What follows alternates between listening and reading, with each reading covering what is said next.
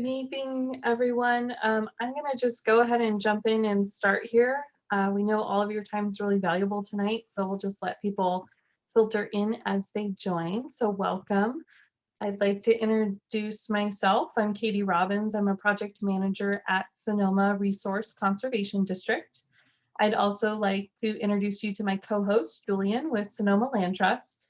You'll hear more from Julian and me in a minute, but in the meantime, I'd like to acknowledge the California Wildlife Conservation Board for providing funding for our project team to meet with you tonight and to prepare the Petaluma River Baylands strategy that we'll be speaking more to.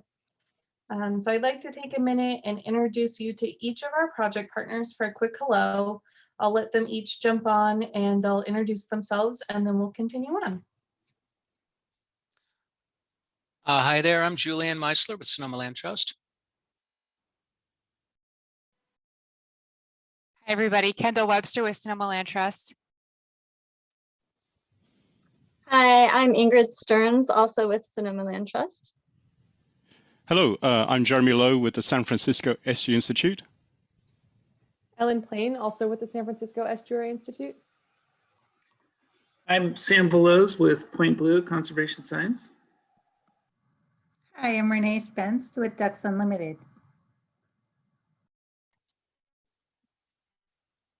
Great, thanks everyone. Let's see, Jeremy, can you pull up the Zoom slide, please?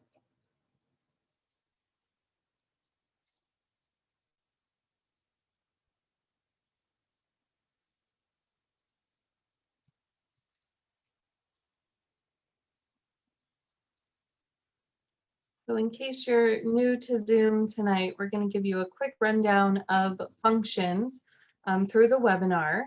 So you have 3 buttons on the bottom of your screen. The one to the furthest left, the chat feature.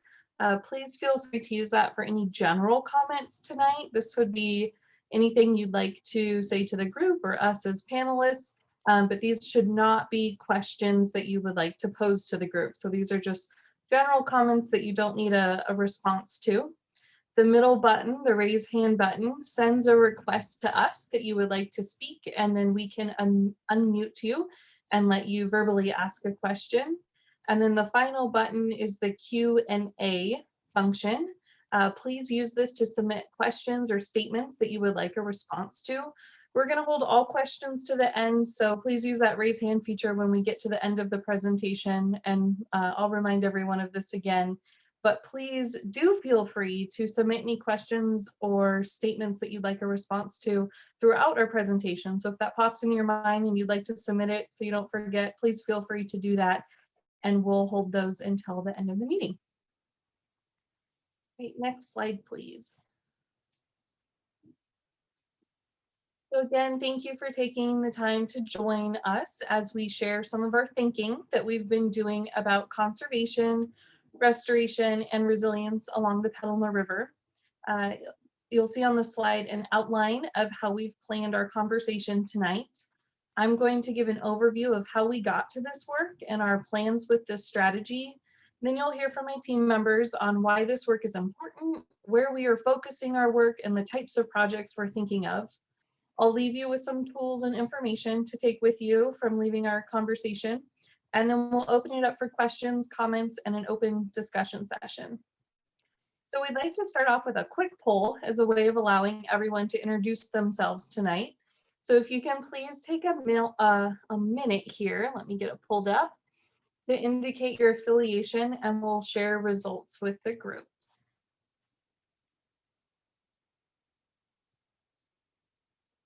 And feel free to please select all that apply for yourself.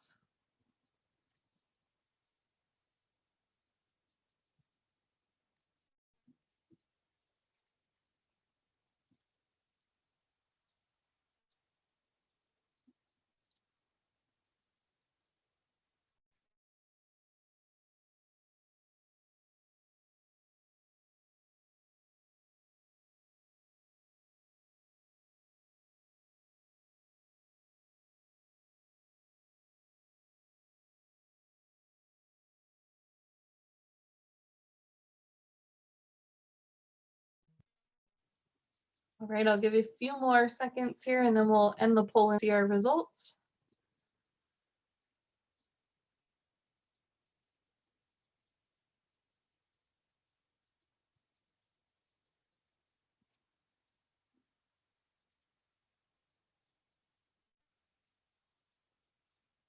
Great, thanks for your participation, everyone. So it looks like our two top categories are Baylands, landowner, and other government entities, along with interested community members.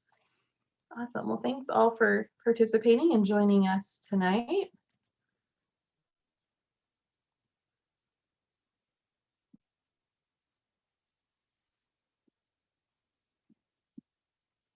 So we've invited you all to this conversation tonight as you are an interested party of the Baylands region and the Petaluma River watershed. You might be a landowner, a property manager, business owner, natural resource professional, or staff representing organizational or agency goals, or city, county, or state personnel. We'd like to acknowledge that this area is where many of you call home, in addition to providing a place for your livelihood. So I'll start by giving a quick summary of who the Resource Conservation District is and the work that we do.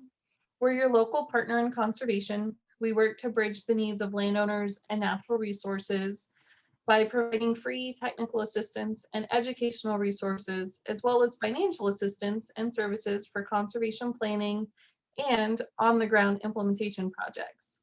We respond to local natural resource concerns by assisting landowners in being a part of the solution by balancing natural resource, human, and economic needs. We are non-regulatory and a special district, and we're over 90% grant funded. We receive a very small amount of property tax dollars each year to assist with our very basic operational expenses. Sonoma RCD's district spans a large amount of Sonoma County. We do share the county with Gold Ridge RCD, who covers about Sebastopol west out to Bodega. Some of you may be in the Petaluma watershed, but in Marin County, so our neighbors at Marin RCD would be the district providing similar services to you. But for the purposes of this particular effort tonight, the Baylands strategy, regardless of your county, please feel free to communicate with Sonoma RCD or Sonoma Land Trust. We also welcome you to reach out to us for inquiries not related to this project.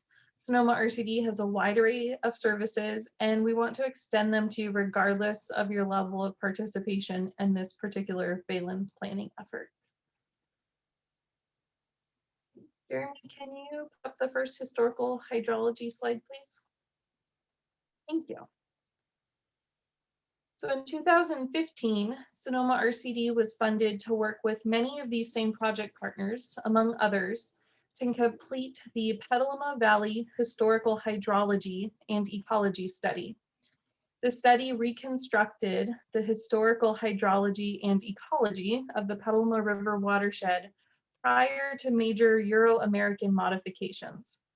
It demonstrated the efficacy of historical hydrology and ecology in identifying and prioritizing multi-benefit opportunities.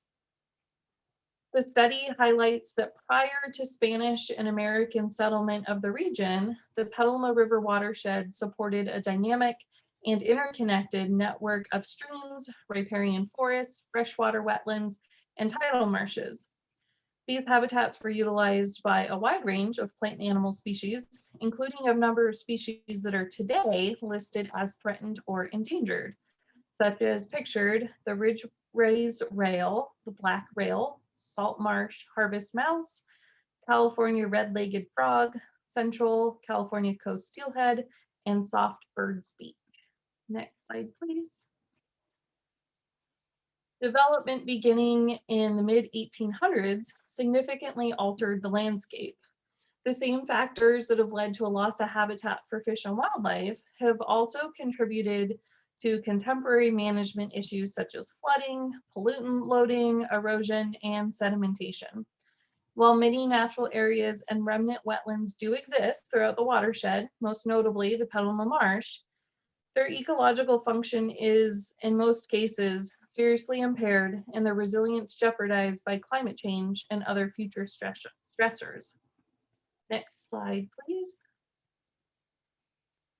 So this study determined that multi-benefit wetland restoration, guided by a thorough understanding of the landscape's history, can simultaneously address a range of chronic management issues while also improving the ecological health of the watershed, making it a better place to live for both people and the wildlife. The project we're focusing on tonight, the Petaluma River Baylands strategy, co-led with Sonoma Land Trust, is taking these results from the historical hydrology and ecology work to produce a multi-benefit wetland restoration strategy, as just mentioned. We're continuing on with the work that has been completed to date to move on to the next step of physical implementation of practices to restore the baylands in a way that allows for resiliency and adaptation of future conditions in the Petaluma Baylands by identifying on-the-ground opportunities for work to follow. This strategy is not a plan for the city of Petaluma, it's for the baylands of the lower river. While projects in the lower river will positively affect what happens in the upper river, it will be important for Petaluma to create a specific plan for the city and the surrounding spaces. The strategies and projects that come from our project will assist with and complement any efforts being conducted by the city of Petaluma. Next slide. So what is our team doing? We as a project team are developing a conservation strategy for the lower Petaluma River with a goal of improving habitat. We believe it has the potential to daylight and provide beneficial solutions to problems faced by people living and working the land in the baylands, in addition to threatened and endangered species. We'd like to look at water management issues, loss of marsh and wetland habitats as water levels increase, the loss of habitat for species, and the ability for marsh and wetland habitat to provide an incredible buffer to climatic events by doing things like sequestering carbon, improving water quality, providing flood storage, and shoreline erosion control. This region has been a priority for conservation action since the 1990s. The strategies we propose and ultimately any restorations actions implemented can be strengthened by working in collaboration with all watershed stakeholders. We want to craft a strategy that includes and recognizes the importance of working lands, habitat goals, plant and animal needs of the community, and is also proactive in planning for the future and includes opportunities for large-scale ecosystem restoration. So I'd like to reiterate that this strategy and this meeting tonight is for informational and sharing purposes only. Any future work is with willing and interested landowners and project partners. Our efforts are not at all related to regulatory measures, and we treat all information shared with us as confidential within our project team. We previously held a private meeting where we invited landowners that reside, manage, or own properties directly on the river. Property-specific concerns, challenges, and constraints were shared with us at this time. From that meeting, we learned that rebuilding levees and raising levee heights are on the forefront of waterfront landowners' minds. Permitting challenges for work along these areas often restrict options for landowners, and several individuals express the desire to maintain current infrastructure while still improving surrounding areas through acts of conservation. The regulatory and permitting challenges continue to rise to the top of these conversations, though. So we're working to address some of these concerns in our document, and Julian will also speak more to levees later on in the presentation too. We understand that not all landowners were able to attend this meeting, and new landowners might be present during tonight's conversation as well. If you are one of those and you have ideas or thoughts to share with us and prefer not to do so over a public platform, we encourage you to call or email one of our project team to discuss privately. We welcome all thoughts, even the hard or not so optimistic ones. So what are we asking of you tonight? Many of you in our virtual room have been involved in river conservation for many years and have achieved great accomplishments with your work. We both acknowledge and thank you for this work. Some in the virtual room are here to learn, and some, such as our local tribes, Federated Indians of Great Rancheria and Dry Creek Rancheria Band of Pomo Indians, have been active in widespread river stewardship since time immemorial. Federated Indians of Great and Rancheria have been present on this land for generations before us, holding a deep understanding of the landscape. So we are certainly not speaking to all of you tonight from a place of suggesting to have the answers. Rather, we're here to provide an overview of the project that we were funded to complete and the strategies that we think will lead to improved health of the environment and its natural resources, which in turn benefits us all. So we'd greatly appreciate your feedback as knowers of the area, either during this meeting or at a later time. We'll have a few breaks throughout the presentation to gather some information, and then we'll have our discussion at the end of the presentation. So finally, I'd like to introduce you to Sonoma Land Trust Baylands Program Manager, Julian, to provide an overview of SLT's role in the project.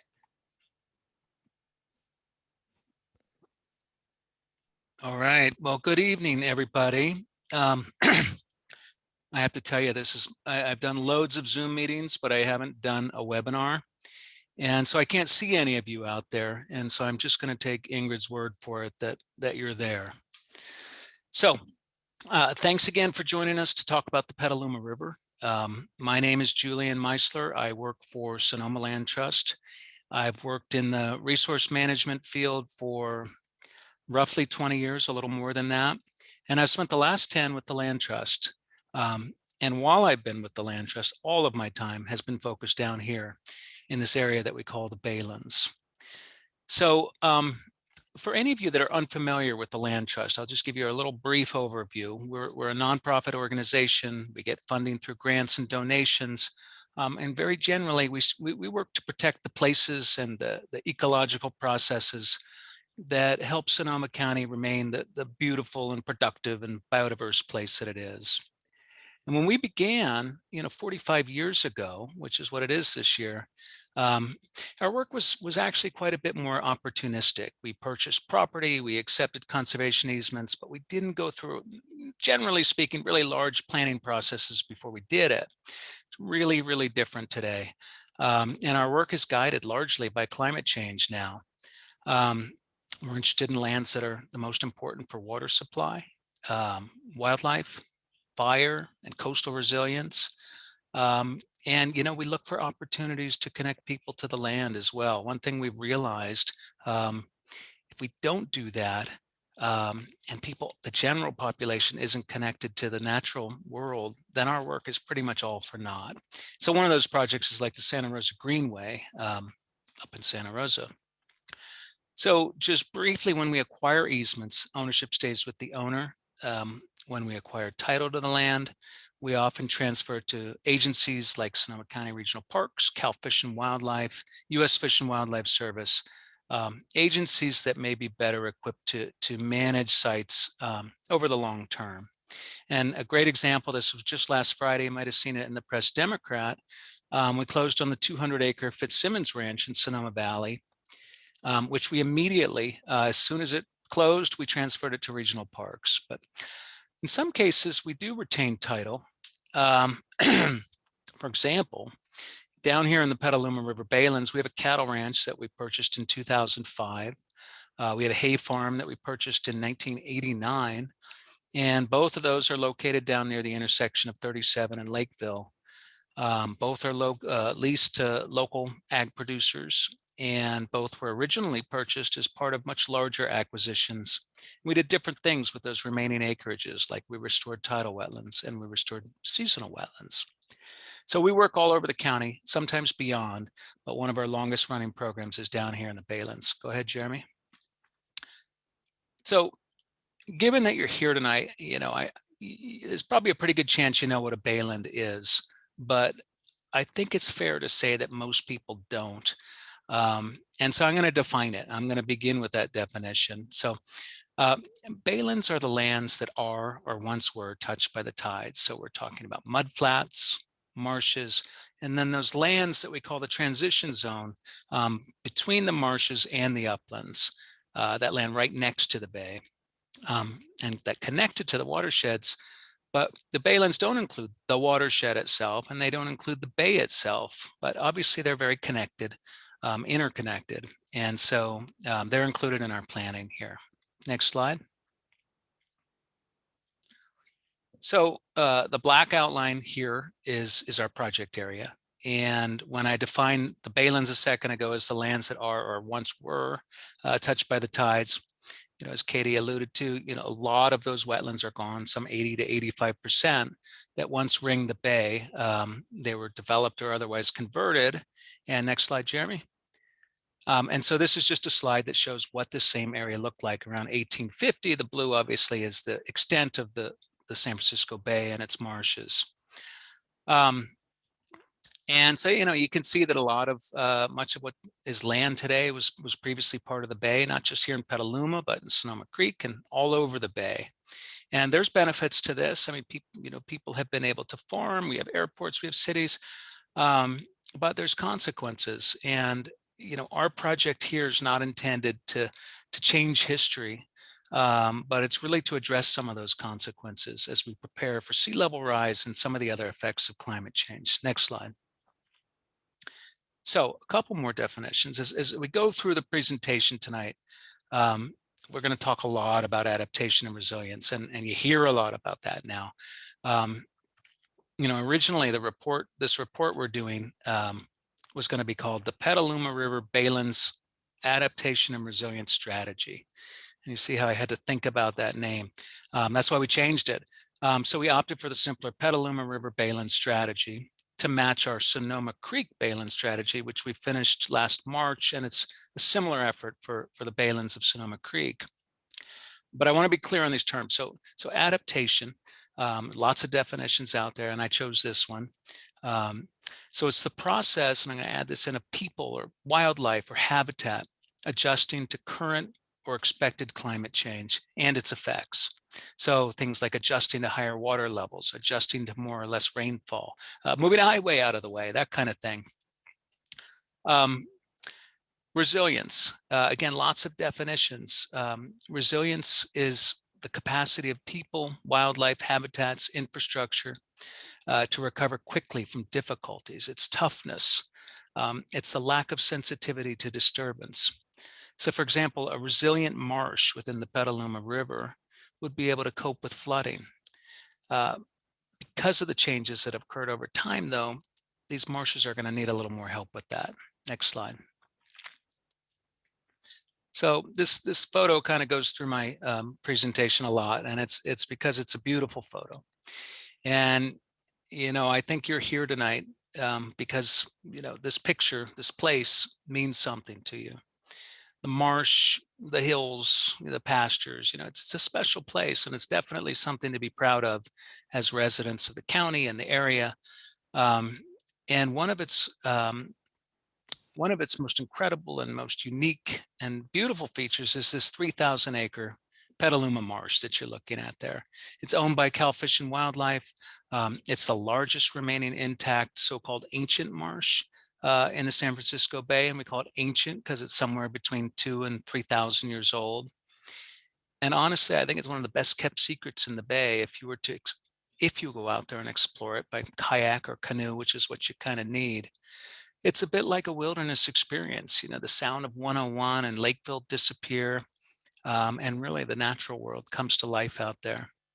It's a laboratory for scientists to better understand what this region used to look like, and really how large marshes function, and also how vulnerable they might be to climate change. Go ahead, Jeremy. So of course, the Baylands aren't all wilderness. There's a long history of agriculture with hay farms and cattle ranches, and more recently, equestrian facilities, wine grapes, wineries, all of that part of the modern day heritage. Go ahead. But all of it, the marsh, the farms, ranches, highways, railroads, everything and everyone is going to have to cope with climate change, whether it be flooding, drought, or fire, or all of the above. And by the way, that picture of the fire there, if you don't recognize it, that's Cougar Mountain down at the Sonoma Raceway during the fire of October 2017. Go ahead. So what makes our infrastructure within the Baylands so vulnerable to flooding is that so much of it's located on top of former marshes. I know many of you know that. Over the past century, that land, depending where you are, has subsided 5 to 7 feet below sea level. and the bay's higher than the land now. And the levees that keep that bay water out, they also prevent stormwater from escaping, which means, it has to be pumped out to prevent flooding. You may or may not be aware of the fact that a handful of farmers along Lakeville and 37 play a really outsized role in keeping portions of those roads above water during big storms, because as they're operating their pumps and they're keeping their lands from flooding, they're also keeping the highway and the railroad from flooding, because large sections of that infrastructure is also below sea level.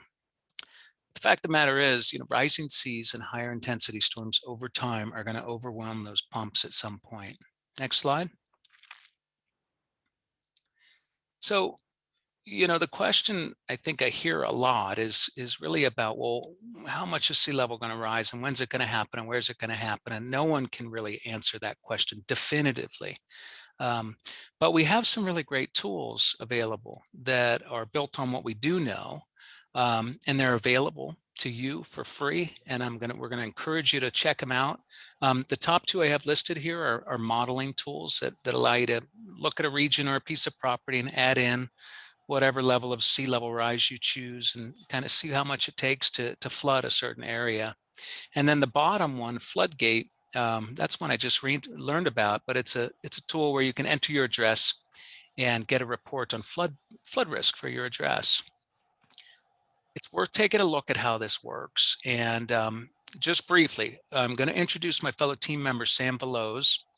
And Sam is going to provide a demonstration on how to use the Our Coast, Our Future tool, the top one there.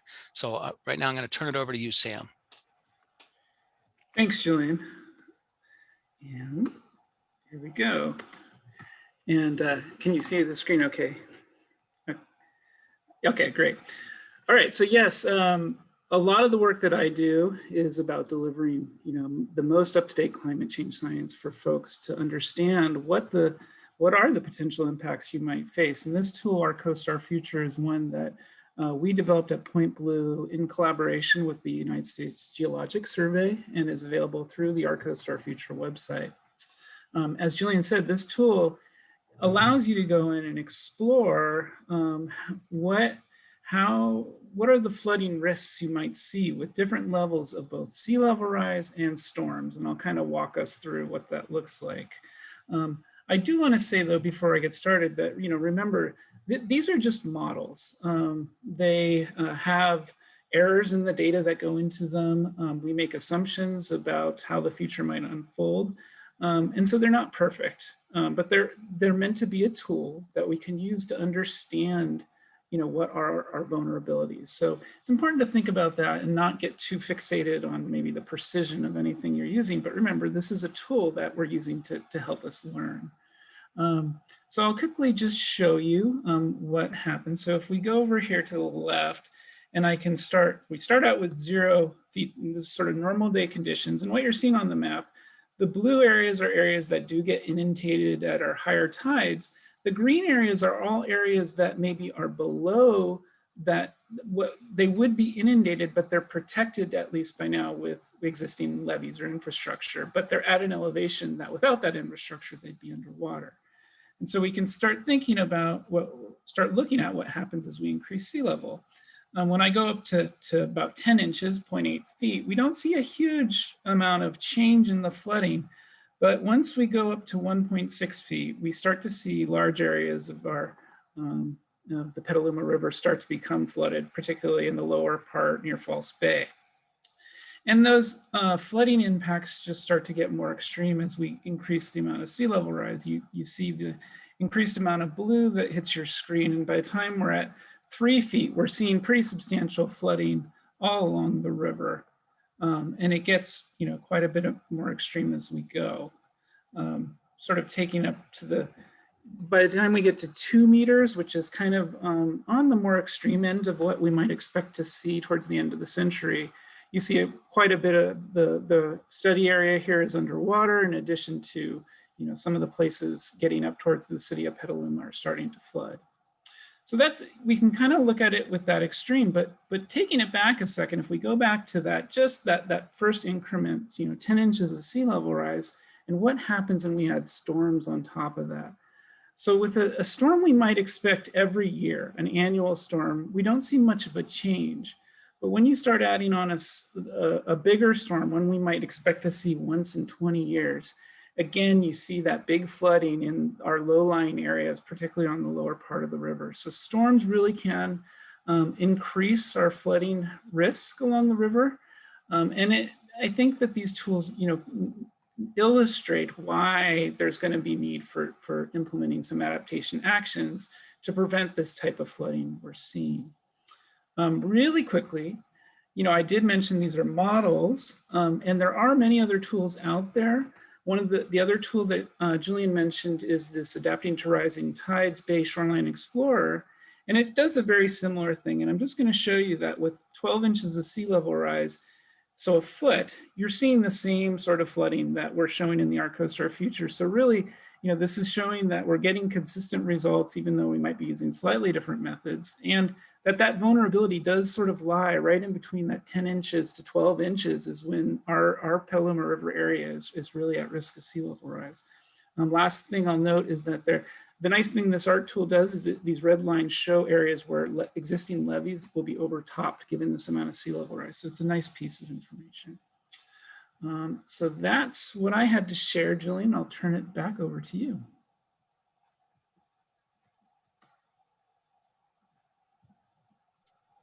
Thank you, Sam. Okay, so like I said, we'll post links to these at the end of the presentation, and then we'll send out an email to those of you here tonight, and we'll include those links in there. So don't worry about copying it all down if you are. Okay, so go ahead, Jeremy. I'm going to switch gears here for just a minute to make my second to last point. So I live in Santa Rosa. And this is a shot I took from my house at 6 a.m. on the morning of October 9th, 2017. And those flames in the back, that's when Coffee Park, that's when Fountain Grove was burning. The whole thing was just surreal. It was inconceivable. The damage was unfathomable, and we wouldn't have believed it prior to 2017. And here we are, every year we anticipate the fall with the dread, right? And every fall has delivered firestorms, and this year doesn't look any different. What if we'd known 10 years ago or 20 years ago what was coming? I really like to think, and I hope, that we would have done a heck of a lot more to prepare for it. Go ahead, Jeremy. So here in the Petaluma River Baylands, we do have a chance to get in front of the risks we know are coming. We may not have definitive answers about what to do in what location, but we do know a lot. And there are a lot of strategies that will be effective here. So I'm going to turn it over to another fellow team member, Jeremy Lowe, now, and he's going to talk about some of these strategies and how and where they may be effective. Thank you, Julian. My name is Jeremy Lowe with the San Francisco Estuary Institute. I am a coastal scientist with 35 years of experience in wetland restoration, 20 of those in the Bay. And I've been working with the RCD and Sonoma Land Trust on a conservation strategy for the lower Petaluma River. So Katie talked about a conservation strategy in broad terms, and we should emphasize that this is a high-level strategy, and strategies are not projects. Projects need to be developed in close collaboration with willing landowners, be they public or private. I am going to talk about how we are approaching this effort by dividing the area into manageable units that have similar characteristics and lend themselves to certain strategies. And the strategies are still being developed, and we're looking for your input, ideas, and knowledge to improve them. So after I go over the strategies, Julian will then provide you with a sense of what specific projects could look like. So what are the habitats we're trying to conserve and restore? The Petaluma River, close to the bay, is tidal, and the natural habitats reflect this tidal influence. We see shallow open water, mudflats, salt marsh, all these things we collectively call baylands, and that's which gradually transition to uplands. So these habitats are influenced by the tides and by the mud carried in the water, which builds up the marshes and allows specialized plants to establish, which can tolerate salty conditions and regular flooding. The elevation of the marshes relative to the tide determines the types of plants we find, from cordgrass in the low marsh to pickleweed in the high marsh. These tidal marshes provide habitat for many species of birds, fish, insects, and mammals. However, tidal marshes are threatened by sea level rise. If sediment cannot build up on the marshes fast enough as sea level rises, marshes could drown, and this important habitat could be lost. Because they are important, tidal marshes provide many services that we take advantage of, from dissipating floods, providing recreation opportunities, helping keep the water of the bay clean, sequestering carbon, supporting hunting and fishing, reducing erosion by waves, supporting pollinators. A conservation strategy looks to maintain the existing habitat and services and increase what we have lost in the past. This map shows the historical habitats of the Petaluma Baylands. This map is about around 1800, with the Petaluma River running down the middle from the city of Petaluma in the north to San Pablo Bay in the south. We've also added the modern day Highway 101, State Route 37, Lakeville Highway for reference. The white line is our study area, which encompasses all these historical baylands together with the adjacent uplands. Tidal marshes was once the dominant habitat type along the Petaluma River, and the ancient marsh remains one of the largest marshes in the bay. There were large areas of tidal flat and shallow open water upstream at False Bay along the southern half of Lakeville Highway, which are now agricultural fields. Patches of seasonal wetlands form the northeastern edge of the baylands, and an extensive area of this habitat lay near the present city of Petaluma. The Petaluma River is sheltered from waves and has a lot of sediment in its waters. These are great conditions that allow rapid deposition of sediment. Historically, this led to these extensive marshes served by tidal sloughs. However, the landscape has changed with the diking and draining of marshes and the straightening and levying of channels in the past 200 years. The map on the left shows those areas of marsh in green that haven't been diked. They are open to the tides and sediment to the bay. These marshes are about at high tide elevation and can maintain this elevation as more sediment is deposited. The map on the right shows those areas that have been diked, with areas in red being below sea level and which are being protected by levees. However, these levees cut off the land from the bay tides and from sediment, and that's resulted in 3 or more feet of subsidence. These maps show the contrast in elevation and process between the diked and non-diked baylands. They also demonstrate the difference in vulnerability to flooding. The lower the ground, the greater the vulnerability, the greater the need for levees.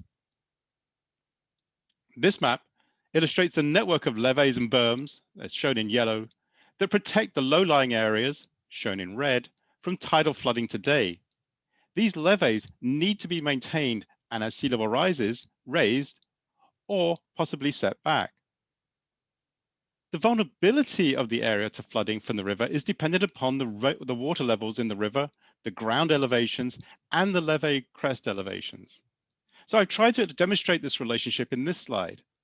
On the vertical axis, we have elevation in feet.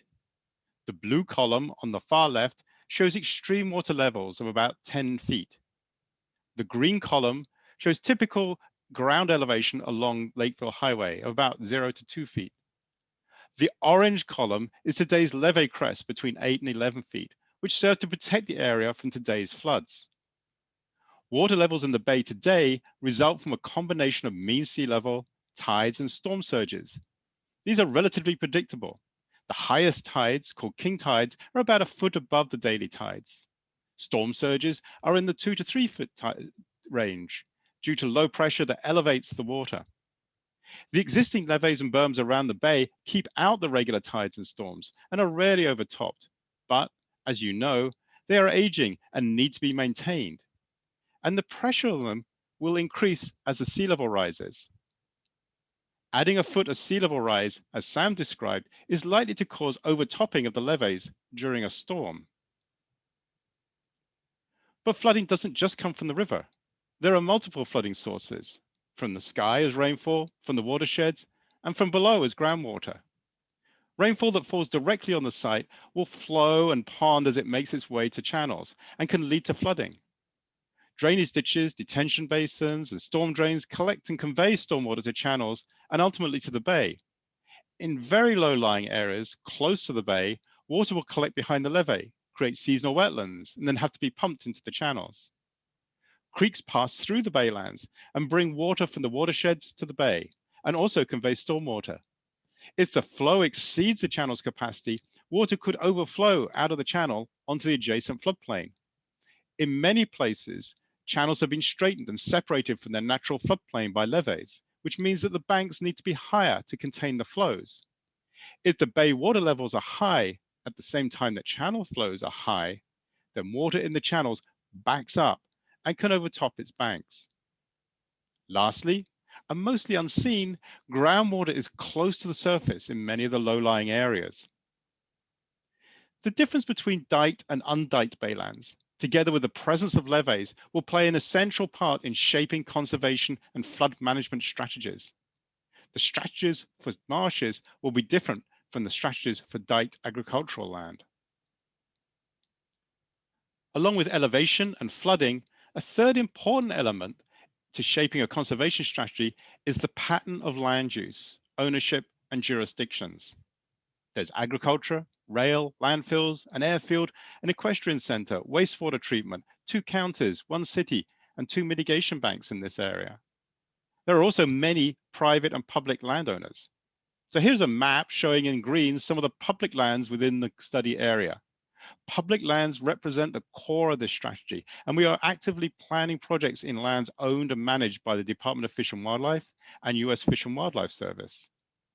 As Katie said at the beginning, we're developing a conservation strategy that acknowledges change, but also needs to recognize the present landscape and land ownership. Given the complexity of the landscape that we have outlined, we're going to have to use different approaches in different areas, guided by the various geographies and land uses. For instance, the ancient marsh by the Redwood landfill is a mature, largely intact marsh, one of the largest and best examples in the whole bay, which is often held as a standard to compare other marshes against. However, like many other tidal marshes in the bay, it is hemmed in on the landward side by development, in this case, the rail line. If the marsh cannot migrate landwards as sea level rises, it is at risk of drowning. Here, our goal is likely to be to protect and maintain existing high quality mature marsh and to look for ways to allow the marsh to move inland as sea level rises. We'll also want to restore some of the ecological connections with the adjacent watersheds. For example, figuring out ways to reconnect the ancient marsh to large tributaries such as San Antonio Creek and Schultz Slough could help deliver more sediment to the marshes. The California Department of Fish and Wildlife, which manages the marsh, has a mission to preserve healthy and dynamic ecosystems, including this important habitat area. But to achieve the goal of connecting the marsh to inland migration space, partnerships with private landowners will be key. The Land Trust and RCD can only work with willing landowners. Close to the city of Petaluma, there are industrialized baylands and treatment wetlands, together with low-lying residential and business neighborhoods. As Katie said, we are not working on a plan to protect the city, but our strategy must have as an obvious goal not to increase flooding. And there may be opportunities for restoration of tidal marshes to play a role in decreasing the risk of flooding. In addition, the city owns over 700 acres of undeveloped historic baylands south of the marina, where we'd like to work collaboratively with them to explore the feasibility of conservation actions. In the California Department of Fish and Wildlife's Burdell unit, we have a seasonal wetland, an airfield, and a railroad, all protected by levees and stormwater pumps. The department is looking at ways to restore tidal marsh habitat while maintaining flood protection of the airfield. This could include constructing a new levee closer to the airfield, increasing tidal action to the seasonal wetlands, and connecting them to the marshes adjacent to the river. Public lands like the Burdell unit present a valuable opportunity to improve habitat value in the Petaluma Baylands, particularly since the Department of Fish and Wildlife is actively pursuing restoration projects that will increase the resiliency of the area to climate change.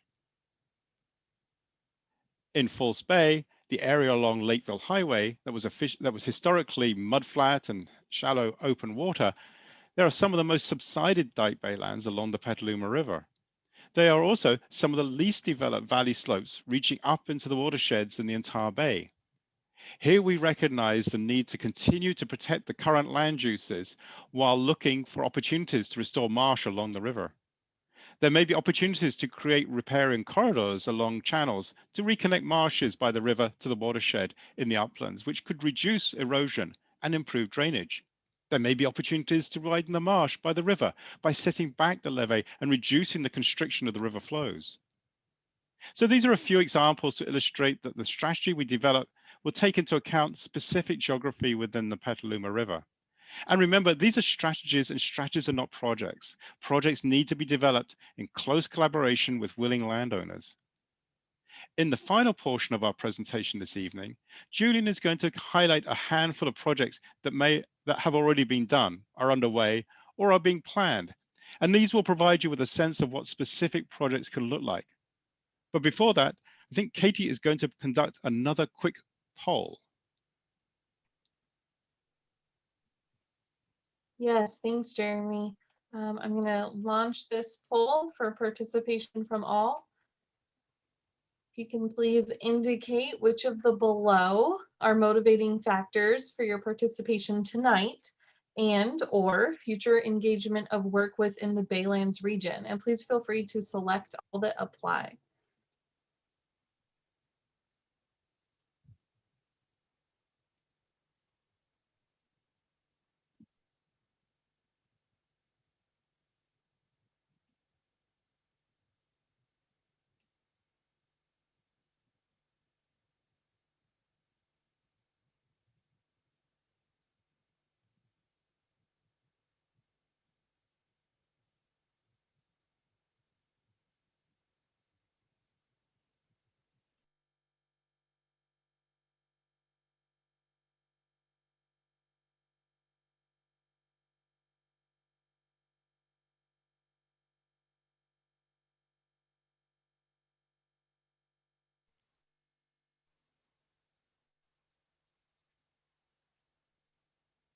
Right, I'll give it a few more seconds here. It looks like we have a few more answers coming in, and then we'll share out the results.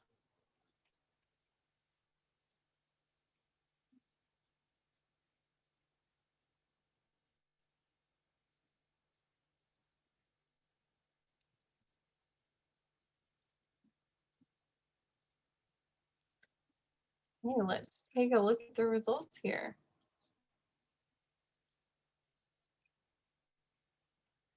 Great, thanks everyone. We look forward to looking at these and seeing how we can incorporate them into our strategy.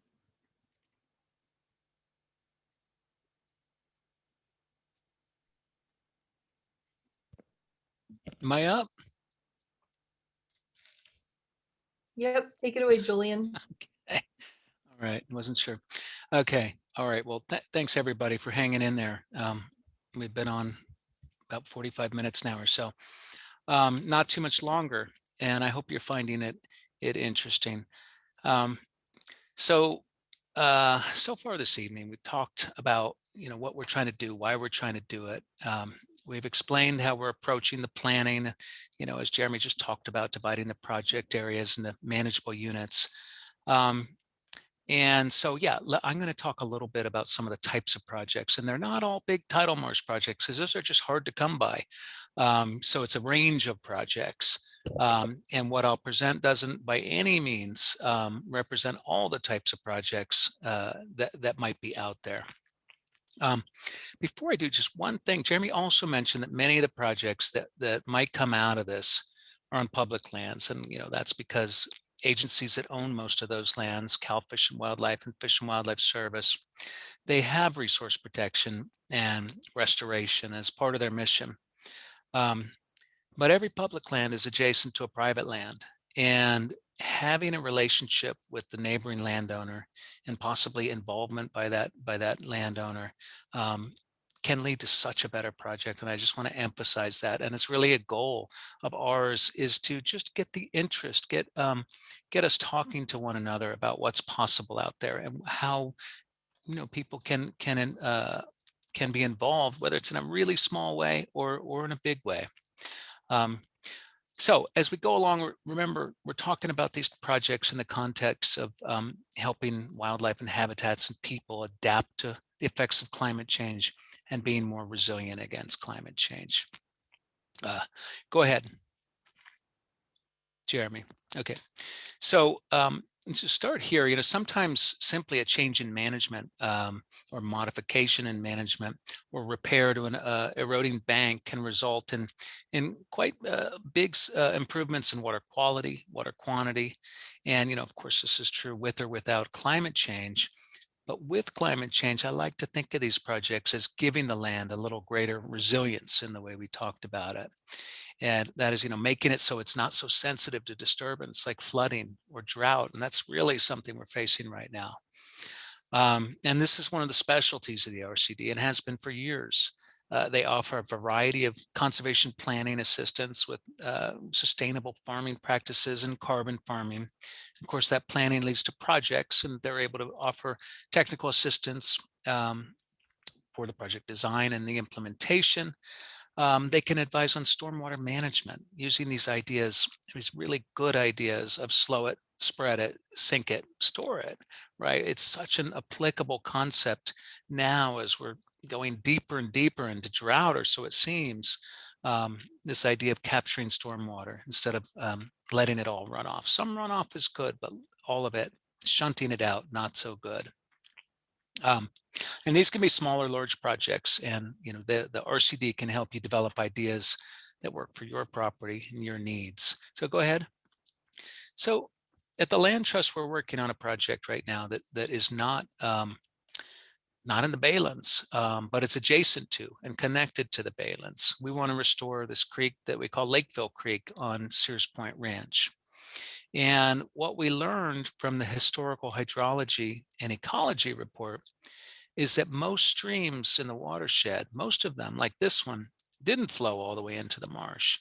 When they hit the low gradient flatlands at the bottom of the hills, they spread out, forming multiple small channels and wetlands, which gradually graded into the tidal marsh or mudflats. And these connections from the hills to the plains to the marsh, that really made up what we think of as a complete system that functioned well.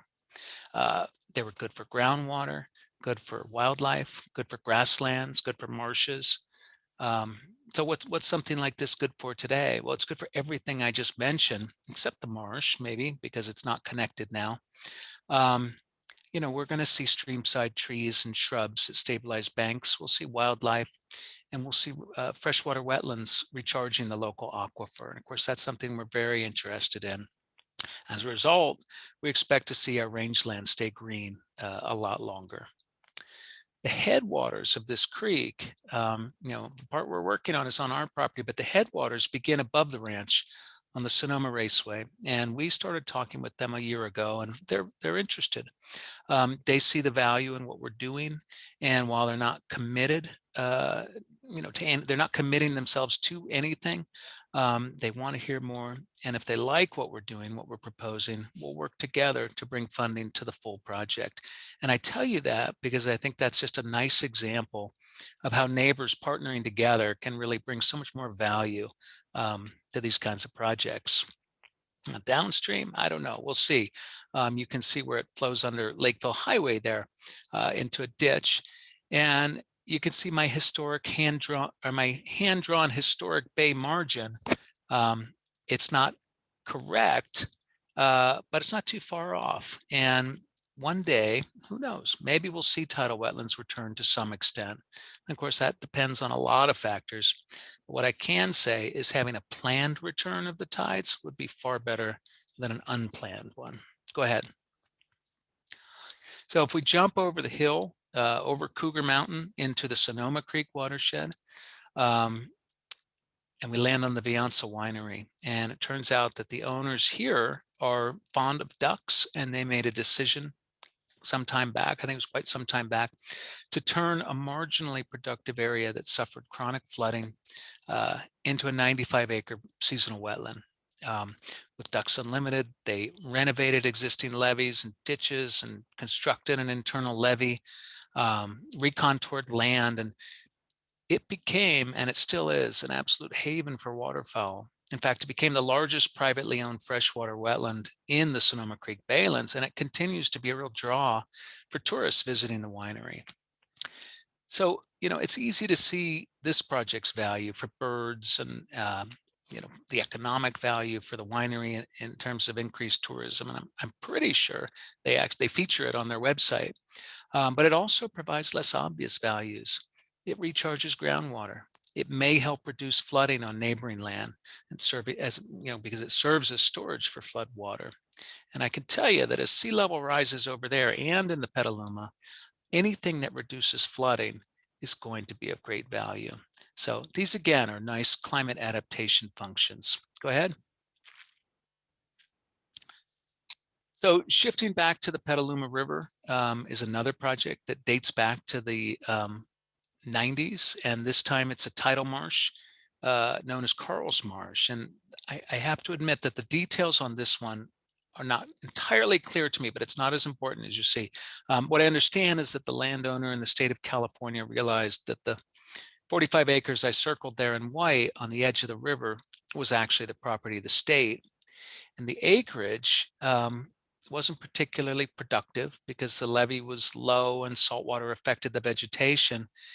And the decision was made to move back or to reinforce the levee behind it and allow this area to revert to tidal marsh. And now, whether I have that story exactly right about why it was done, not as important. What really matters is that today it's a small but healthy tidal marsh that supports a variety of species, including endangered species. It helps filter out stormwater that's pumped out from the stormwater pumps on the farmland. It stores carbon. And this, I know, will be important to many of you. It helps that levee resist erosion, the levee that's behind it, by blocking waves and slowing tidal currents. There's a lot of possibilities for projects like this along the Petaluma River. Go ahead, Jeremy. And that brings me, well, to something that came up in our last meeting with private landowners, and that is the challenge of in reinforcing levees and raising levees. And as we discussed then, the RCDs working closely with regulatory agencies to help to assist the landowners in this work. And I know it's been challenging, and I know it's unlikely to get any easier. So maybe it's possible that projects that include a better levee combined with, improving the levee, but combining it with some level of restoration may gain some traction. I have no authority to say that because I'm not in a permitting agency, but these are the ideas that we and others are promoting here and around the Bay. And the idea is, it's called a setback levee. Instead of simply raising a levee in place higher and higher, which is then still vulnerable to tidal scour, wave energy, and eventually more sea level rise, it's possible to build a levee further back and restore a tidal marsh in front of it. That marsh reduces wind waves, it reduces boat wakes, it reduces tidal scour. The setback levee actually doesn't need to be quite as high because the marsh is protecting it. And that's all been modeled with, how waves act and how marshes dampen them. Ideally, that setback levee has a gentle slope on its outside edge. That's really important for offering the wildlife that starts to colonize your little marsh, helping it escape during the really high tides. It needs to have a place to get to not drown. So this is a type of project that could meet the needs of landowners while also providing habitat and climate adaptation. It does require giving up some land, and it's not going to work everywhere. It's not going to work for everyone. But with enough of these along the river, we think that it's possible. Not only would it help there, but it also begins to reduce the height of the tide that reaches downtown Petaluma. Not as effective as restoring hundreds or thousands of acres of tidal marsh, but it's likely there would be some effect. Go ahead.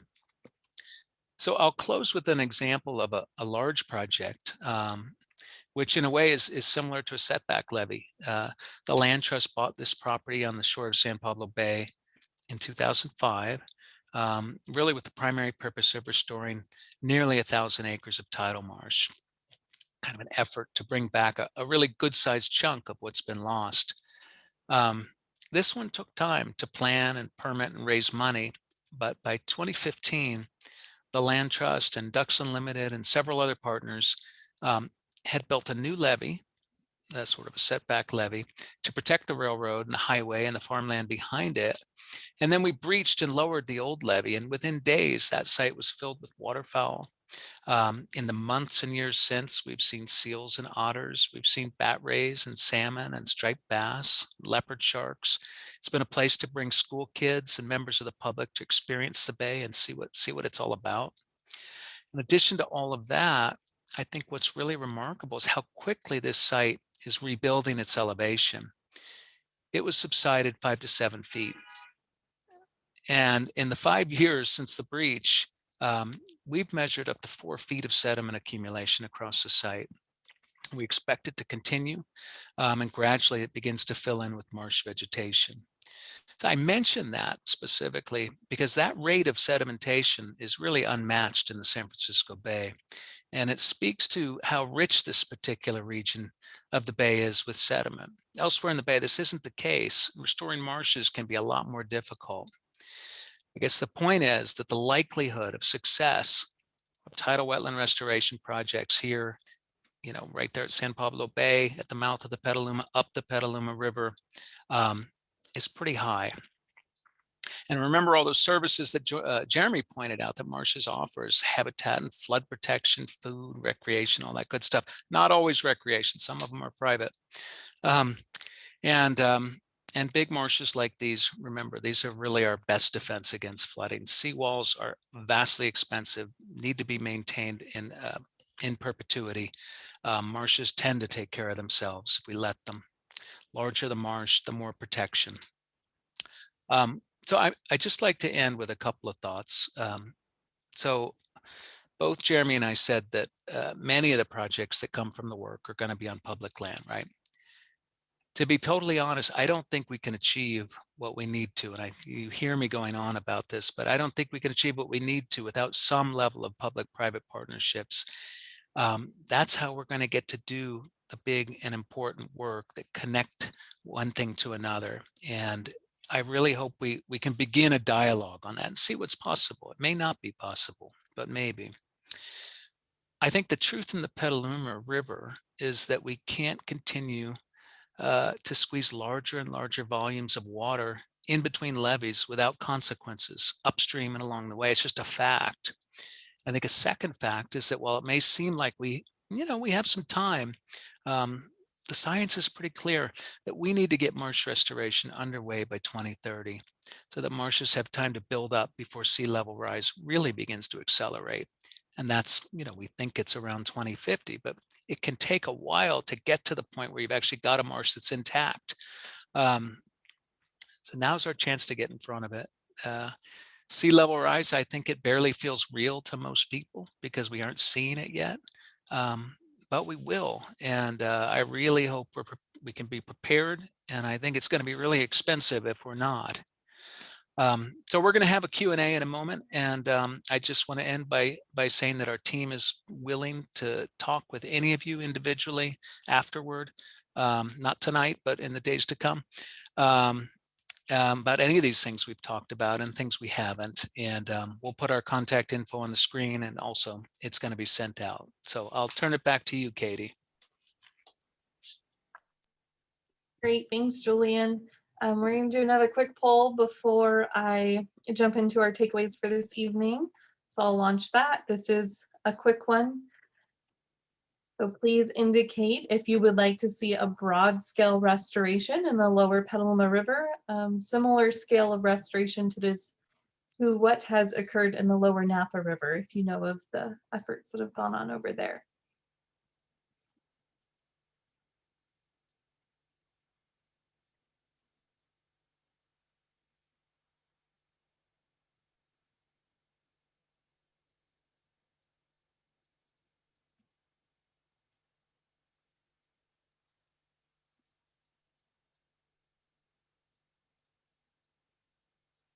Right, we'll end this one pretty quick since it is a shorter poll.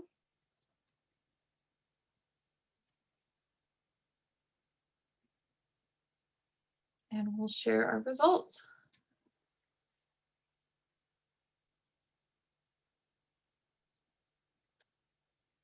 All right, Jeremy, can you go to the next slide, please? So we wanted to leave you with a few takeaways this evening. All this talk, we have a lot of examples, and this meeting is really just an effort for us to provide you with information about the types of ideas and projects that may be included in our Bayland strategy. So I'd like to leave you with a few final thoughts tonight before we move into the discussion portion. Next slide, please. Our goal is to become more resilient and adapt to conditions that lie ahead, whether that be on public or private lands. So the first step to this with our Petaluma River Baylands strategy, we all know that there's a lot of planning documents out there. And what we all really want to see is tangible work coming out of these.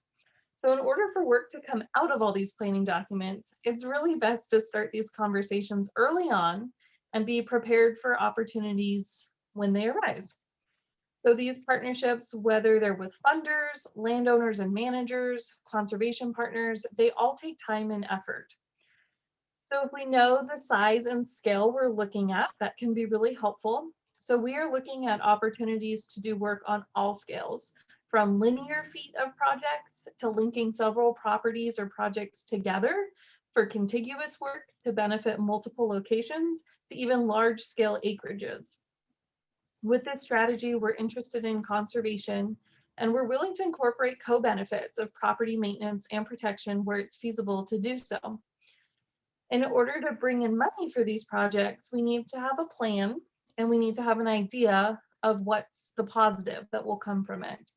So there's opportunities to bring thousands to millions of dollars of funding into this lower Baylands area for work on lands that help address the resiliency of the landscape. And maybe most importantly, we need to stay committed to our goals. It takes time and resources on everyone's part to get to these next steps.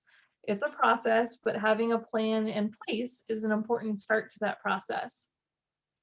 And as mentioned, we really want to get ahead of those impacts resulting from climate change. And we've stated that projects that are underway by 2030 will be the most resilient to climate change, and we'd like to try to uphold that target. Next slide. So I'd like to remind you of a few of the resources we shared tonight. They're highlighted here on this slide, and we'll drop those links in the chat for you. And as Julian mentioned, we'll have an email going out post-meeting for some follow-up, and we'll include those there as well. Next slide. And finally, please feel free to reach out to us, whether it's for a conversation, for questions or ideas, or we'd even love to take a walk with you out on properties and open space so we can see the opportunities or concerns that you might have.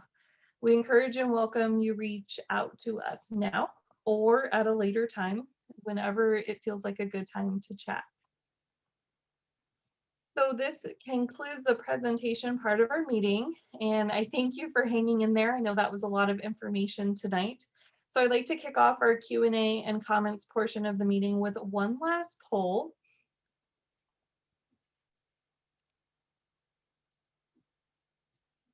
So we'd appreciate hearing from you what concerns you about climate change and the Petaluma River Baylands.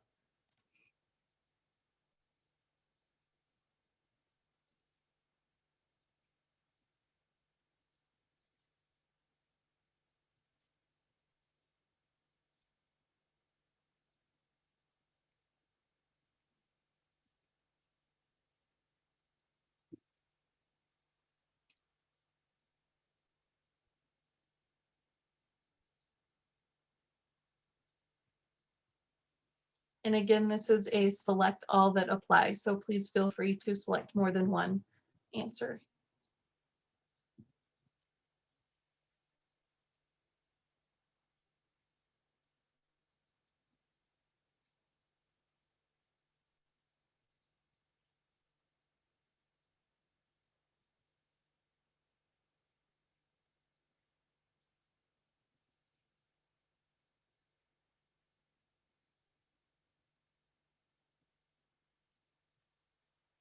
Okay, I'm going to end polling here, and we'll do a quick share of results and then jump into our Q&A.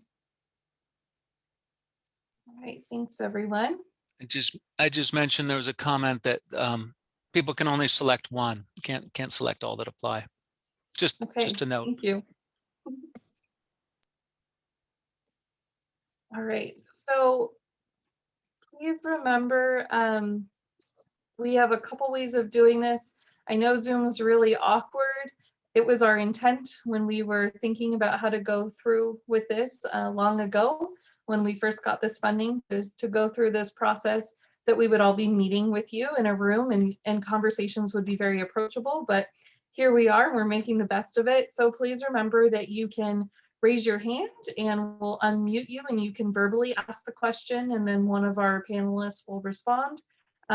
Or please feel free to use that Q&A box where you can type it in and then either someone on the team will respond to you if it's a quick written answer, or we'll share it out and have one of the panelists verbally respond.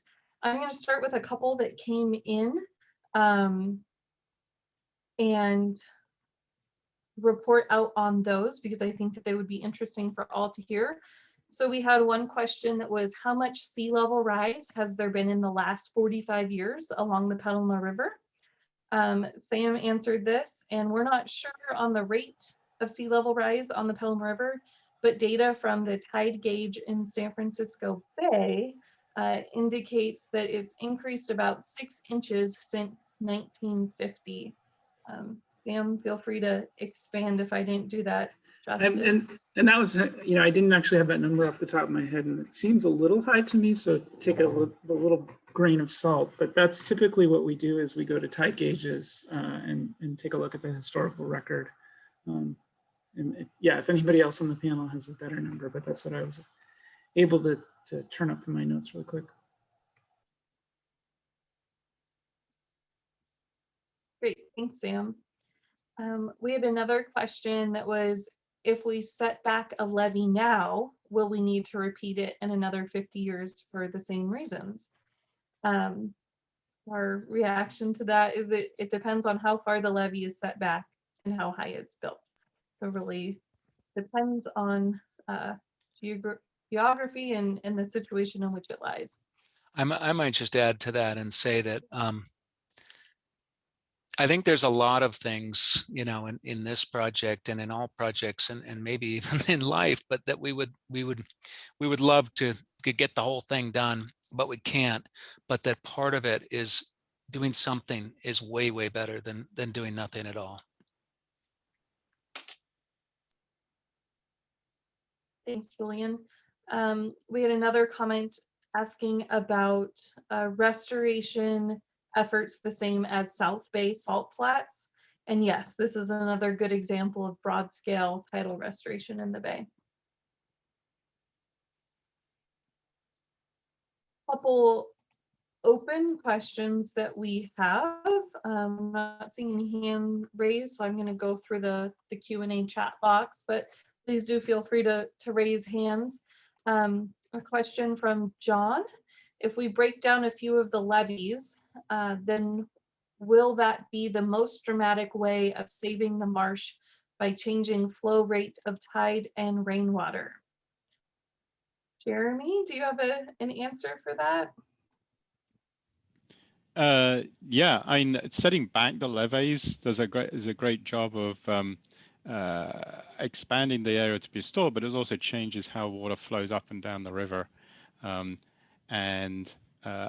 Partly the marshes, they provide a lot of friction. They slow down the tidal wave. They slow down any storm surges. So part of the things we're thinking about in the restoration is where and how big these restorations are. So how far would you set back the levee? Because that has an impact on how much flooding and how much other changes we're likely to see. So part of a strategy is to think of the whole of the system, think about where strategically you can do work. Then you've got to figure out who actually wants you to do the work. So you've got to match all these different things together. But certainly looking at the bigger picture of the impact of the individual restorations and how together they can provide a better, more resilient Petaluma. That's part of this work.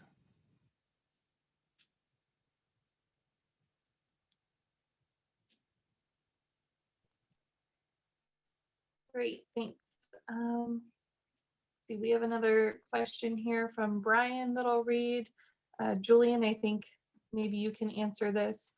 What is the economic impact of lost local agriculture, both from a monetary and environmental standpoint? That's a tough one. What is the, repeat it one more time. There was two things in there. Yes, sorry, it's just changed on my screen. Let me get it back. What is the economic impact of lost local agriculture, both from a monetary and environmental standpoint? Yeah. You know, it's a good question. Of course, it's a good question. And I just want to be clear too, before I try and answer that, that there's nothing, I just don't want this to ever to be viewed as, you know, a land grab and, you know, a bunch of people that want to just make everything the way it was and so on. These are, you know, these are community problems. Sea level rise is absolutely a problem for all of us. It's not my problem, it's ours. So the way we approach it has to be as a community. And that means, that, you know, sorry, my dogs, they're supposed to be kept in. You know, from a I don't know, from a monetary perspective, I'm sure that the loss, you know, there's so many different things that would need to be looked at in terms of just income to farmers and ranchers themselves, you know, and all the pieces that supply ranches and so on. It's large, there's no question about it. And I think one of the questions that has to be asked also at some point is, you know, at what point does, you know, at what point does agriculture become too expensive for an individual to do profitably, tough word, to be profitable? And, you know, when we talked about the need to raise levees and to, you know, maybe increase the size of stormwater pumps and, you know, if we get back-to-back storms and there's losses and things, that it's tough. I mean, I know right now in drought, cattle ranching is pretty darn tough and big things are happening to cattle ranchers. So the loss of agriculture from an environmental standpoint, I think what you're getting at there is then we have to import all these products, whether it be hay, and hay's in high demand right now. I know it's coming from out of state. Yeah, there's an environmental cost there. I can't tell you what it is, but there's carbon emissions. There's just the cost of hauling. So yeah, there's no question. There's costs all around. I hope that was helpful. It's kind of a hard question, but yeah. Thanks, Julian. I see that there's a couple hands raised. I'm just gonna relay a comment that was sent in to us, just conveying that the city of Petaluma will be a partner going forward with these efforts. So thank you, Jason, for expressing that. Let's see, so we have John Tribs and Ron Crane, you have hands raised. And Ron, I see that you have a question in the chat box, so I'll let you verbally ask. So let's go with John and then Ron. So John or Ron? Ron first. Okay, I'm here. Okay, so the Tole Ranch, which I was sort of like, I was there at the very beginning when we did the purchasing of the land. And that was a result of basically aging ranchers who were looking for either selling the land for housing or trying to find a way to sell it to the county, turning it into a park. We fortunately found a way for the monies for turning it into a park area. But the bottom line was it was an aging ranch couple, and the kids were not taking over, and housing prices was very high possibility. So we're looking at demographics, similar demographics maybe. And so that's what I'm curious about. This may be a sensitive topic, but if you look at the demographics of the actual farmers who are for all the lands that you're talking about, especially in the South Bay down there, Are we looking, there are multiple generations from, this is like second and third generation farmers, I think mostly doing that down there. But are the young kids of these farmers intending to continue farming? Or are basically it's pretty much going to have to go up to for sale at the end of life of the current owners of the land. So what are the demographics of the families, and how do their families, what is the current perspective there from their point of view? And just their perspective is an important thing right now, because you're talking about pretty much moving levees on private land down there in the farmland. That's my question. Thanks, John. I guess I can take that question. So I would say that this was the intention of our first meeting that we had with a lot of those private landowners. It was a very focused group to have some of these conversations. And we're always open and willing to chat with people. We're not going to push ourselves on others. So if anyone in those situations would like to chat with us, we are open for those conversations. And we have had some of those one-on-one conversations with folks in the past, which have been just hugely helpful. Of course, things have changed a little bit with COVID protocols, but we're hoping moving forward we can have some more of those face-to-face conversations. I would just put out there, in the case of Tole Lake,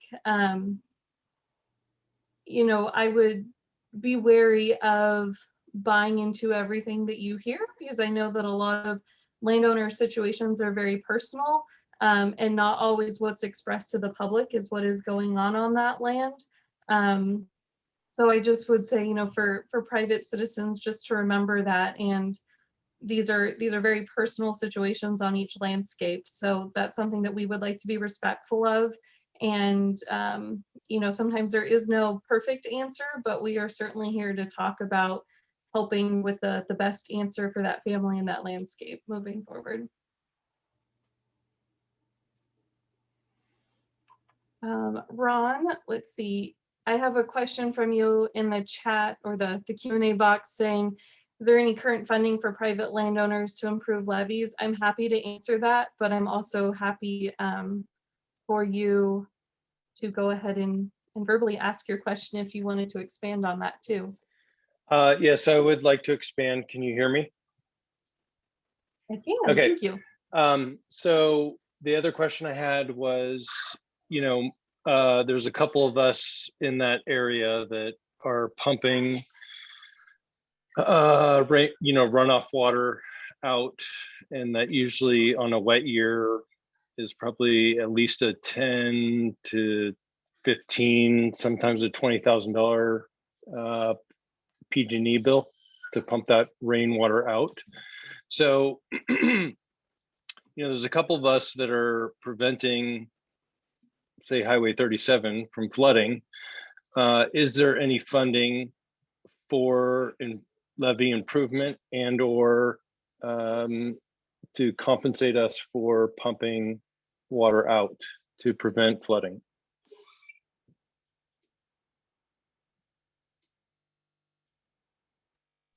I'll take a shot at that. I don't really know definitively the answer, Ron. I've heard that question before, and I understand that question well. You know, it didn't come from my own pocket, so I don't understand it as well. But you know, when we owned the what we called the Sears Point Ranch, was Dixon. You know, we took over those pumping costs for a few years, and we saw those bills come in, and they're high, and nobody, well, I should say very few people, it's why I brought it up on the during my talking tonight. Very few people know what you're doing, you know, that you're bearing that cost, and what the you know, how it's helping. People are just driving along. They don't know that they wouldn't be able to drive if you weren't operating that pump. That being said, so how do you get somebody to reimburse you for that? You know, I don't have a good answer for you. I think the answer is, unfortunately, no, I don't think there is. I don't think the highway, Caltrans, or you know, Sonoma County Transportation in those particular low-lying areas, or Smart Railroad, have anything set up for that. It certainly doesn't hurt to call again and again, you know. And I don't know if anybody else has any thoughts on this, but that's, you know, Ron, I think that's the truth of it. I don't know if you've ever heard any different. I'd love to hear it if you have. You probably No, wouldn't I be asking. haven't. And Okay. I mean, you know, it's a financial burden that we're bearing, and you know, there's not a whole lot of extra margin in agriculture, especially if you're not in grapes, that you know, you can bear those costs, but at the same time, our livelihood depends on it. So, you know, it's what we do. Yeah, absolutely. I mean, I'm trying to think, obviously you know this, but the unfortunate thing is you're at the end of the run, right? I mean, so it's coming Right. off everybody's land, but you're the one dealing with it. That idea, and I don't know how much difference this can make, but that idea that we brought up, that the RCD works on, that the Goldridge RCD also works on, and lots of groups work on this: slow it, spread it, sink it, store it. It's not going to eliminate what you've just described by any means, but if it can spread out that water before it just gushes down, because the way we mostly manage stormwater now is we get it off our properties as quickly as we can, this valuable resource, but you know, especially in your case, you have to, or it starts to go underwater. You know, with that project I described on Lakeville Creek, our hope is that we begin to capture some of that. And so what that means for, you know, Brian down the way operating a pump is that maybe there will be a little less volume coming to that pump if we can store it in seasonal wetlands, if we can capture it in the floodplain, that kind of thing. A lot of what we're trying to do here, and a lot of, I think, what people are trying to do in this kind of work, is figure out, because there are no good answers to what you just asked, is figure out, are there any natural solutions to it? And that's certainly one. I mean, here it is. Water is the most valuable resource we have, right? And but it's a problem when there's too much of it. So how do we deal with that? How do we store it? How do we capture it? And I think that's the kinds of things we can look at. I don't know that we can offer much assistance in terms of payment. I just don't know where that would come from. So let me ask you this question.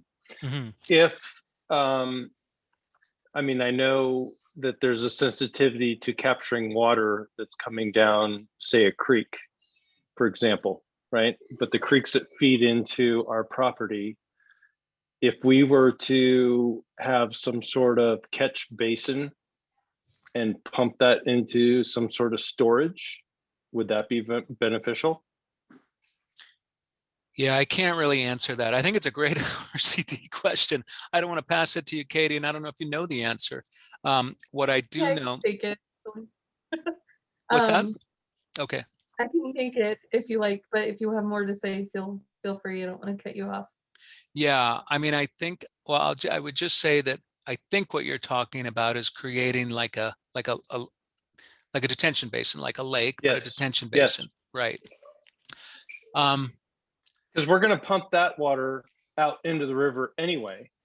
Right. So why not catch it before it gets contaminated with the salt water or brackish water, and then conserve it? I think let me just say one thing, that some level of water meeting the bay is actually really important. That's something we're striving to bring back.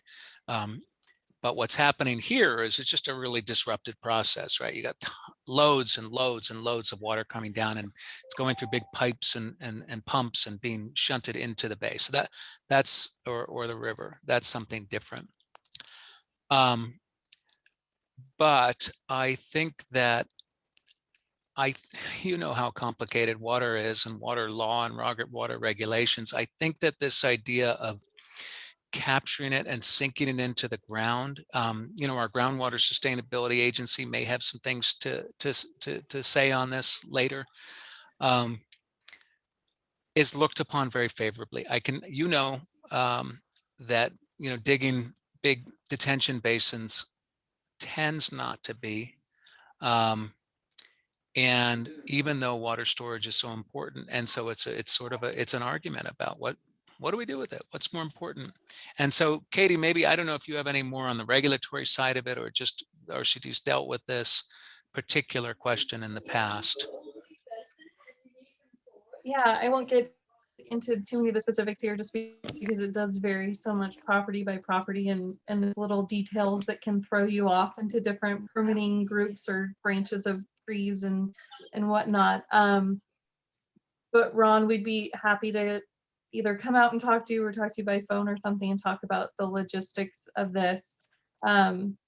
It's definitely worth something exploring. I'm not going to say no, but there are challenges with all these options, whether just feasibility, funding wise, or permitting regulatory issues too. So something we're totally happy to chat with you about.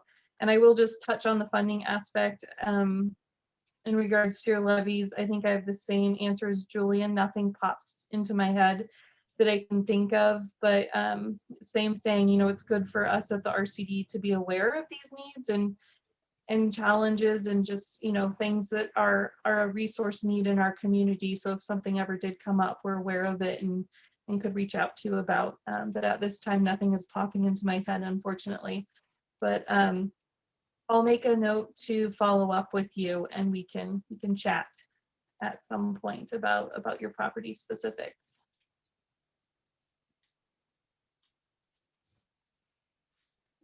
Let's see, we have a couple more things in the question and answer, and I just want to say that our team is willing to hang on. So those of you that would like to stay beyond 8 o'clock or have questions or want to chat about things, we are willing to dedicate some more time tonight. So thank you to all that were able to join, but please do hang on if you have questions or would like to hear answers coming through.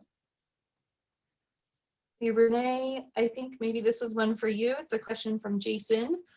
Do you foresee a need for deposited sediment from dredging directly placed in any of these strategies to restore wetlands or make wetlands and upland habitat more resilient to sea level rise? First, the short answer is absolutely. And the second answer is there's not enough. So I think all the dredge material that we could get, whether it's the Petaluma River corridor or the other baylands all around San Francisco Bay and kind of similarly located in the lower ends of the tributaries, provide tremendous opportunities. And, you know, I think this is a great location to really look at where is it most critical to use that dredge sediment? And there are lots of ways we could prioritize that, but I think that there's a tremendous opportunity for partnership and collaboration. And so we're all super excited to have you engaged on this discussion.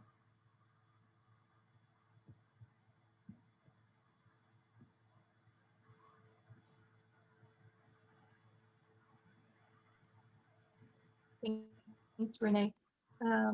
There was also a comment that came in, I think is related to probably Ron's point with the cost of pumping. And the comment was saying that perhaps if flooding in the area increases, there will be more interest from outside entities to engage or help. So just wanted to relay that, pass that along.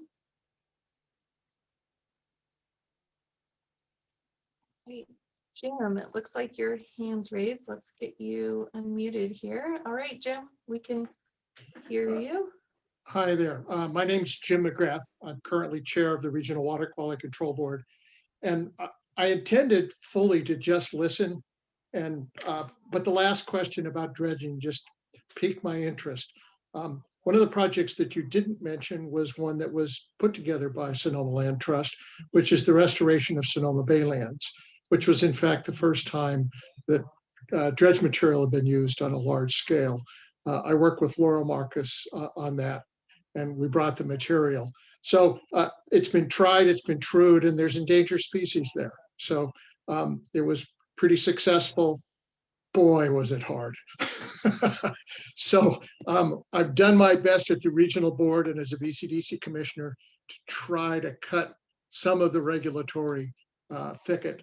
But it's still really complicated when you're trying to put together projects that might entail appropriation of water. So hang in there. And just as a final note, I would be remiss if I didn't thank the Sonoma Land Trust for all that they've done. Thank you.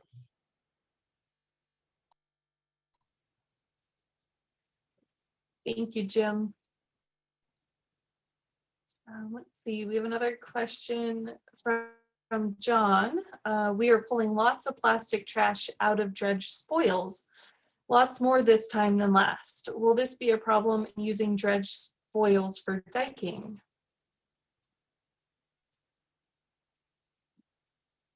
I don't know that I have an answer for that. Anyone else on the team have an idea? How did that question end? Will it be a problem for what? Will this be a problem in using dredge spoils for diking? Oh, for diking. You mean for building levees or for placing on for restoration?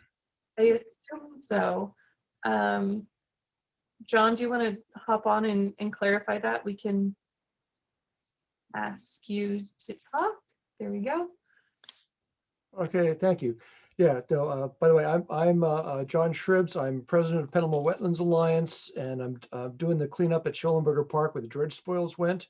I'm also on the groundwater committee for the Petaluma Basin, as well as also the tree committee for the city. So I'm really involved in this ecology business that you're talking about. I've kayaked up and down the river and been noting everything that you've been saying and thinking about, oh, wouldn't it be nice if we could move those dikes back? So I was thinking of that years ago. I'm glad to hear you guys talking about it.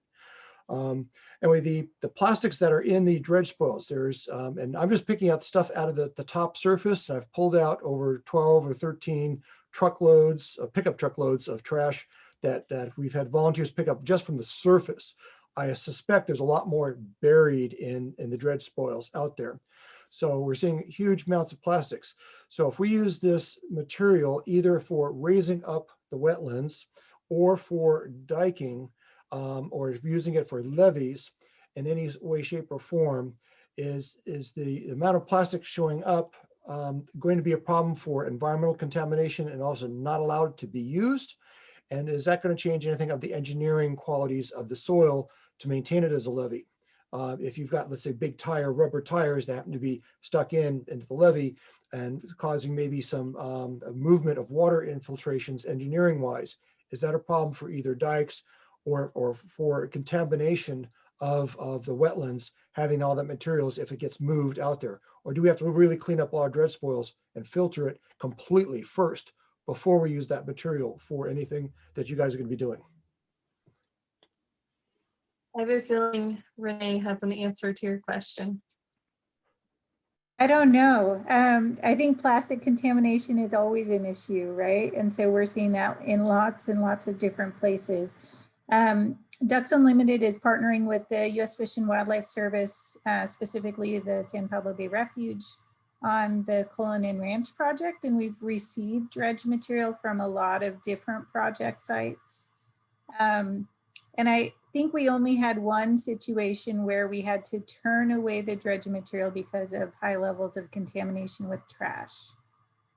So I think it can be an issue. I'm not sure why there is, I'm not familiar with why there might be more of an issue that you are experiencing with this particular dredge episode at Schellenberger. And I don't know whether there might be ways that could be addressed in terms of how the dredging is completed. It seems like there might be, so that would be worth looking into some more.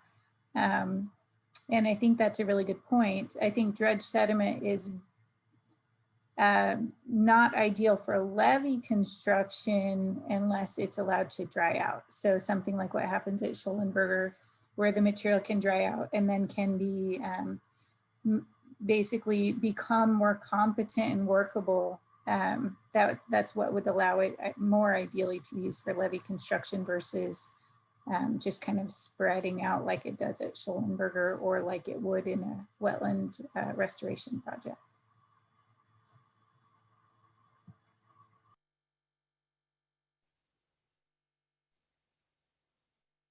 Thanks, Renee. Yeah, as of now, it looks like we've answered all of our questions and no more hands raised. We'll give it a few more minutes in case any final thoughts pop into anyone's mind that you'd like to share or ask the group.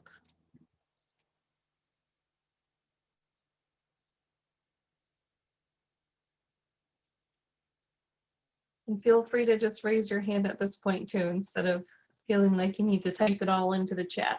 We're happy to hear from you.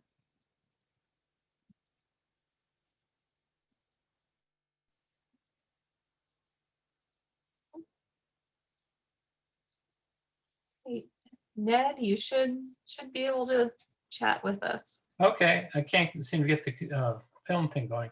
Yeah, I just had one question about the some idea of the unit cost of sequestering carbon in wetland work, and wondering if there's some big advantage in looking at that. I think we have to sequester a lot of carbon all over the place, but in carbon farming, I'm just thinking at the scale of wetlands work, it may be a very attractive adjunct to these projects that we need to do anyway.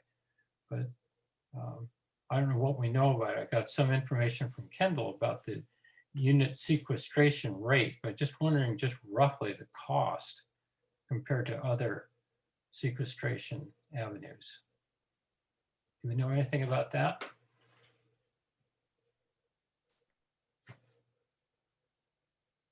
What do you mean the cost? The cost to capture and sequester, or? Yeah, per ton of sequestered carbon, something like that. Sometime I'm on the Climate Action Commission for the city and also flood advisory, but we're going to be looking at unit costs of all our different measures for the mitigation things and sequestration.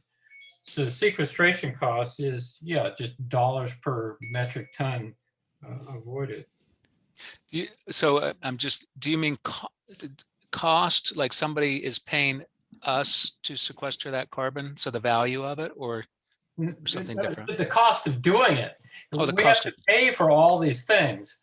And is there an attraction to really focusing on the wetlands angle, versus other sources?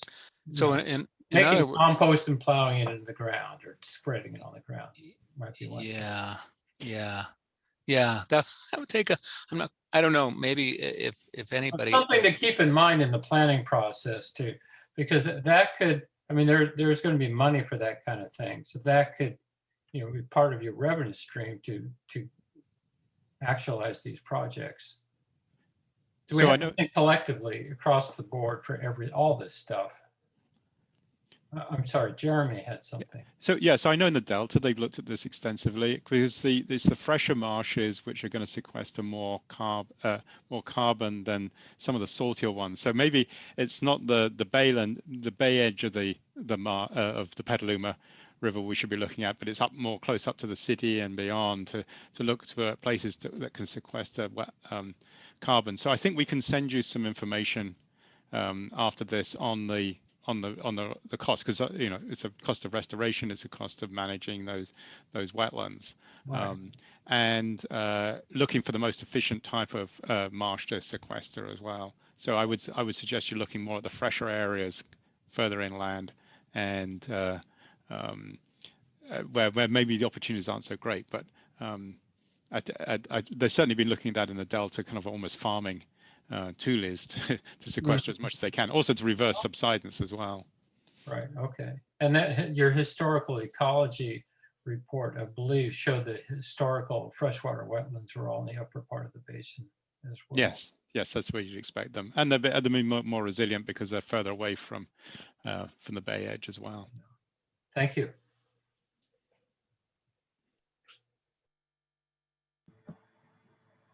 I would just add that, I think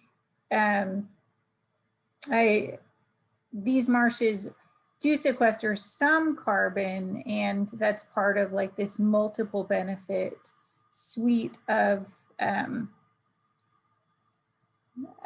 suite of benefits, right, that they provide. So they sequester carbon, they provide habitat, they filter water, they reduce erosion, they protect against flooding, all the things that Jeremy highlighted during his talk. And so while they might be less efficient, part of the ways that we fund projects like these include carbon sequestration grants from a couple of sources, including California Department of Fish and Wildlife and Wildlife Conservation Board. It's just that they won't give you as much bang for the buck as a project that can support cattails or tules, which are much larger and would sequester a lot more carbon.